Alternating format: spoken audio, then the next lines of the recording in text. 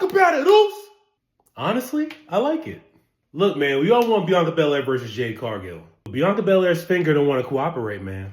So we got to table that. WrestleMania is about stars. WrestleMania is about box office. WrestleMania is about making the most money possible for these niggas, right? Rhea Ripley is the biggest star on the planet, arguably, in wrestling. Jade Cargill is such a big star, she's arguably bigger than wrestling. Figure out a storyline. Move Rhea to Smackdown if you have to. Make that shit happen. Because while none of us recently thought about Jade Cargill and Rhea Ripley, now that we're getting it, main event Chris fuck with it heavy. That shit gonna be fun. Two fine-ass muscular women throwing hands. Big Chris is not afraid. This goofy build-up to Mania, where everyone's favorite wrestler is injured, or the writing has been repetitive or boring as fuck, needs all the help it can get.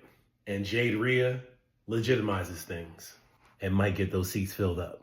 AJ Lee defeats Becky Lynch for the Intercontinental Championship, Oos! Yeet. I'm not mad at it at all if they do it right. Becky is Becky. She's arguably the best thing going in wrestling right now. She was an all-time great before this run, but this current heel run is special. Hollywood Rock special. King Booker special. Daniel Bryan's vegan extremist gimmick special. That's a deep cut. I fuck with her heavy. So as long as they do right by Becky and give her a good storyline, whatever it is, cool.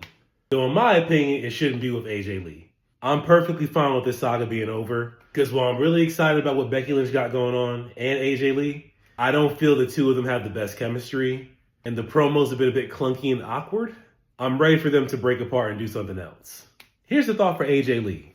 The Intercontinental Championship is supposed to be for the young up-and-comers, right? Make the up-and-comers beating her look good. So let's get back to that. How about AJ Lee gets attacked by, I don't know, Roxanne Perez? The two of them start beefing. Roxanne Perez idolized AJ Lee, so it's kind of like some legacy shit. Roxanne Perez is also a CM Punk stan, which is the shorty's husband.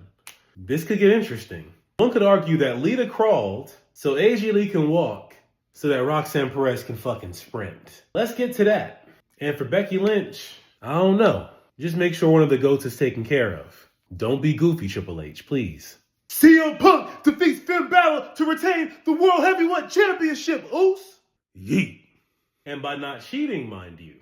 Let me know how y'all feel, but I'm really enjoying the slow burn for Finn Balor's face turn. None of us really ever wanted to boo Finn Balor to begin with, man. That's a GOAT. That's my man's for life. I'm always wanting more and better for that nigga. I'm never trying to root against Finn Balor. So stop trying to make me do that. Just bring the man back to the side of light, you know what I mean? And I think we're going to get that by the Judgment Day turning on him. That leads to Dom versus Finn Balor for control of Judgment Day. And I'm perfectly fine with that, as long as Finn Balor goes over. Dom don't need to keep them belts no longer, dog. It's time for Dominik Mysterio to go into a higher tier. Yeah, I went there. It's time. He's definitely ready. As for Punk, that's a GOAT. About to go against another GOAT in Roman Reigns. That promo they had a couple weeks ago is all-time great status. I'm not worried about them niggas at all. The build-up is going to be crazy as long as Roman Reigns shows up for work. My nigga clock in a couple times a week. Fuck. Act like you don't hate us. Randy Orton wins the men's Elimination Chamber, Oos! Yeet. Honestly, whatever. Randy Orton's going to have his special moment. He's due. He's been a consummate professional behind the scenes from what I've heard. He's goated. And it's his turn to have his little moment. He's still over. He can still go in the ring. What's the problem? However, something tells me Randy Orton and Drew McIntyre is not the only thing about to go down here. What do you do with Cody and Jacob Fatu? Is Cody just going to let the championship shit go? The only way I'd be okay with that is if it turns out that Cody Rhodes is the one who attacked Jacob Fatu. Because that shit would be fucking cinema. Not only do we finally get a Cody Rhodes heel turn, he's already goated as a face. Arguably the GOAT pure face of all time. I said that shit. What can he do with that gimmick as a heel? I want it. And Jacob Fatu is just God's gift to us as wrestling fans. Straight up. The Lord gave us that nigga to revitalize wrestling and make it fun again. Along with Trick Williams and Javon Evans and Opa Femi. But we'll talk about them another time. Actually, no. Let's talk about them right now. You got to do something big for Trick, Oba, and Javon. It don't matter what it is. You just got to feel important. I'll add Carmelo Hayes to that. Because at this point, if Carmelo Hayes doesn't have a moment at WrestleMania, I don't know what to think of Triple H anymore. What the fuck is going on? Carmelo Hayes is having the best match every week. He has everything you're looking for outside of height. Gosh damn, is being short that fucking bad? I'm sure glad I'm not short if niggas getting Short niggas, y'all getting treated like that? Stop playing with my short King Carmelo Hayes, man. That's Black Shawn Michaels. Cut it out. Anywho, LA Knight, I'm sorry, man. I don't know what to say to you. I'm hating on you, Pops. And I hate that for you. You ain't that nice in the ring like that, but the way you bring niggas in is special.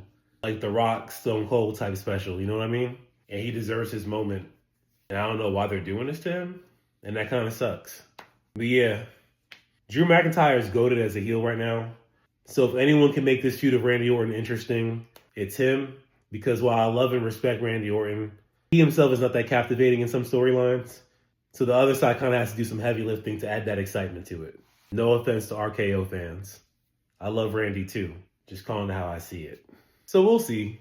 At the very least, we know Randy versus Drew's not going to be a bad match. It's going to be real good. But y'all, who should go over? I don't know.